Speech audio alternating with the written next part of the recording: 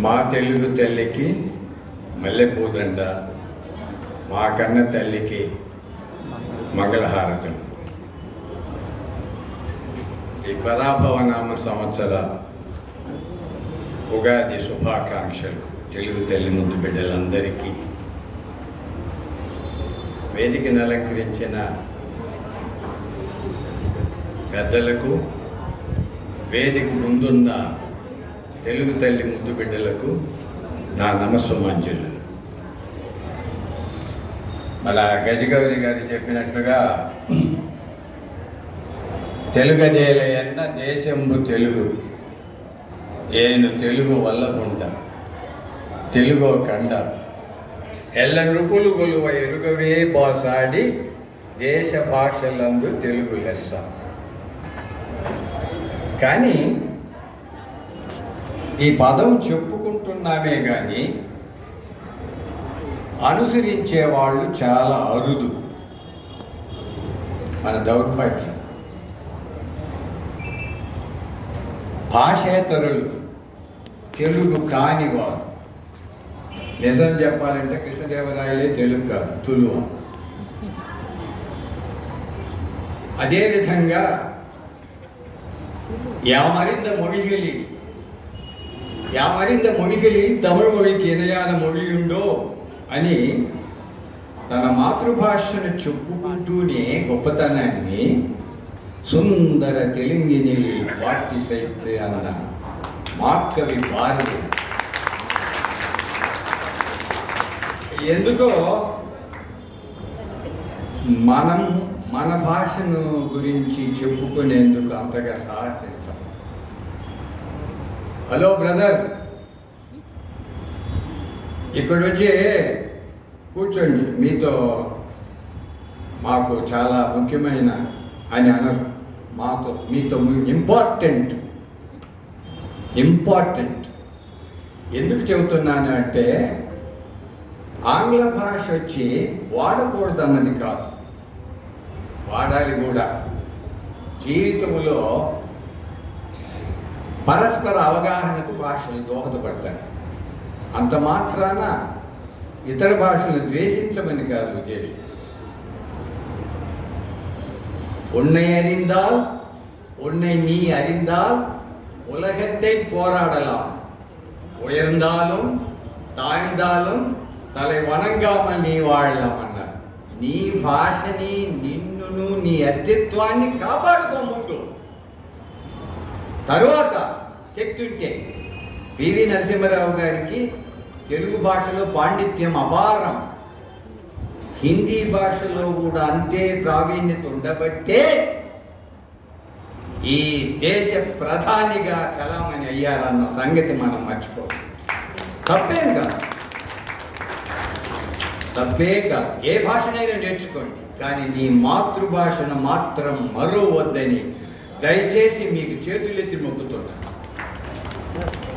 ఎందుకంటే కాకి పిల్ల కాకి ముద్దు, అది అందరికీ తెలిసిన పదమే.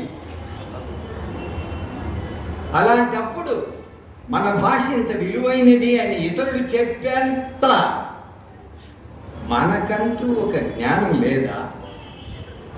ఏమిటి మాట్లాడవయ్యా?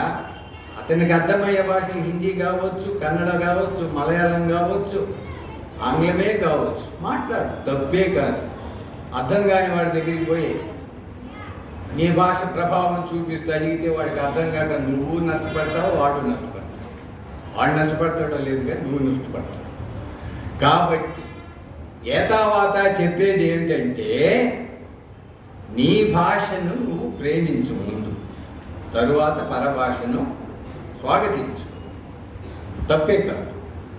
అలా బ్రతికితేనే మనం సమాజంలో అందరితో కలిసిమెలిసి బతకగలం. కాబట్టి మిత్రులారా, వారు చెప్పారని వీరు చెప్పారని కాక ఇలాంటి మహత్తరమైన కార్యక్రమాలు నిర్వహించే సంస్థలు చెన్నపట్నంలో చాలా చాలా ఉన్నాయి.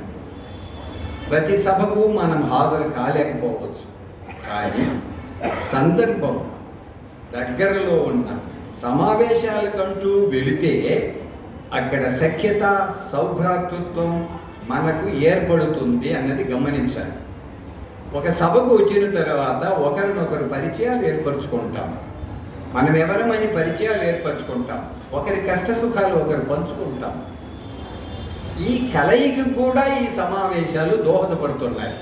కేవలం భాష, సంస్కృతి, సంప్రదాయాల పరిరక్షణకే ఒక సంస్థ ఉంది అంటే ఉండొచ్చు. కానీ అదే సమయాన ఆ కారణంగా మనందరినీ సమీకరించి ఒక చోట కూర్చి తెలుగు భాష యొక్క విలువను, తెలుగు సంప్రదాయాలను, తెలుగు వారి యొక్క ఔన్నత్యాన్ని చాటి చెప్పే ఇలాంటి సమావేశాలు కూడా మనము రావాలి, వచ్చి తీరాలి.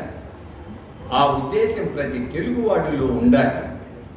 కాబట్టి మిత్రులారా, ఇంతటి మీరు ఈ సంస్థను స్థాపించింది 1977. 50 ఏళ్ళ చరిత్ర గల సంస్థ. ఉత్తర చెన్నైలో ఒక సంస్థ ప్రారంభించి 50 ఏళ్ళు నిర్విరామంగా నిరాటంకంగా ఎన్నో తెలుగు కార్యక్రమాలు చేస్తూ, ప్రముఖులని ఆహ్వానిస్తూ మహామహులు పాల్గొన్నారు ఈ కార్యక్రమాలలో. భానుమతి గారి నుండి, ఎస్పి బాలసుబ్రహ్మణ్యం గారి నుండి అలా చెప్పుకుంటే ఒక పట్టిక తయారవుతుంది. ఇంతటి మహనీయులను కూడా ఆహ్వానించి వారి నుండి తెలుగు భాష యొక్క విలువను తెలియజేసే ప్రయత్నం చేశారు. ఇది ఆమోదయోగ్యమైన విషయమే కదా. కాబట్టి ఇలాంటి కార్యక్రమాలు నిర్వహించే ఈ సంస్థ వారి కార్యక్రమాలకు మీరందరూ కలిసికట్టుగా చేదోడు వాదోడుగా ఉంటూ, ఇంకా ఈ సంస్థ శతవార్షికోత్సవాన్ని జరుపుకోవాలని కోరుకుంటూ, ఇంతటి మహత్తరమైన కార్యక్రమాన్ని నిర్వహించిన కార్యనిర్వాహకులలో ముఖ్యంగా చెప్పుకోదగిన వారు అధ్యక్ష స్థానంలో ఉన్న తమ్మినేని బాబు గారు, వారికి వెన్నుదన్నుగా ఉంటున్న పెద్దలు పూజారి రామయ్య కేశవులు గారు, వారికి పెద్దలు రాజు గారు, మీరందరి సహకారం కలిసి ఉంటే కలదు సుఖం. మిత్రులారా, మరలా చెబుతున్నాను, తెలుగు భాష తీయనైనది, మహోత్కృష్టమైనది, మధురమైనది. కాబట్టి అంతటి తీయనైన భాషను మనం మర్చిపోవడం తగదని మనవి చేసుకుంటూ సెలవు. జై తెలుగు.